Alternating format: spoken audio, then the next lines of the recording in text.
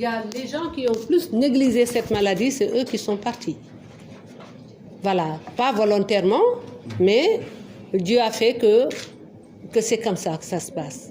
Il y a certains qui donnent certains talismans en disant que si vous utilisez telle phrase ou tel mot, vous n'allez pas mourir. Ils sont morts avant tout le monde.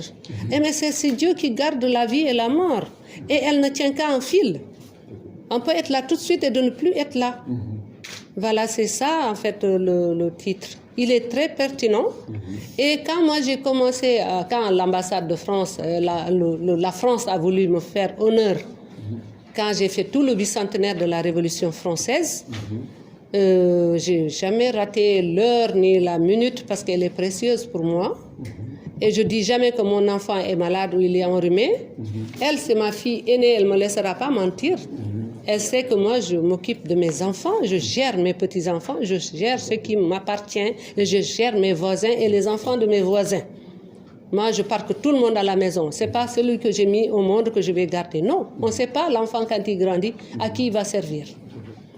Alors, de telle sorte que moi, j'ai géré beaucoup de choses en étant là pendant le bicentenaire.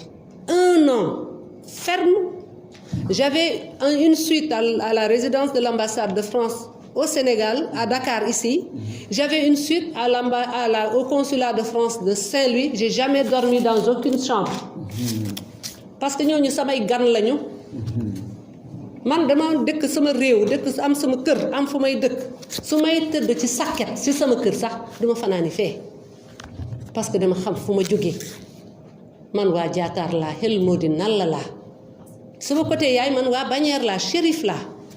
Mën naa wax loolu sama yaayu yaay saraxule la waaw mais sama maamu yaay pël la mbaalo la sant ça veut dire que ñun dañ ñu yar pour ñu xam suñu bopp de telle sorte que gis nga xale bu juddoo muy doomu pël suñu lay sàng dañ lay woyal tàggal la say maam duñu jël ndox rek xëpp la ko nii rek bàyyi la nii rek nga dem waaye dinañ la woyal man sama woy yi dama ko xam man dañu may wax njome Racine Fadum Boubacar too ko njome gaa ko njome hakkundee ko Racinaaj man loolu lañ may woyal ma xam sama bopp nag ma dugg nag ci aar bi te waruma ci woon dugg parce que c'est avec difficulté man sama yaay nekk shérif sama papa nekk sëriñ bu mag ci biir Jaataar dem aji makk ñetti yoon tànk la ko doxee te aj bu nekk 5 ans la ko daan def man ma nekk artiste xam nga loolu lu yomb léegi nag ñu jublu nag ci robe yooyu ngay wax je crois que ça la vie de longue jambe bi robe tontu naa ko ba pare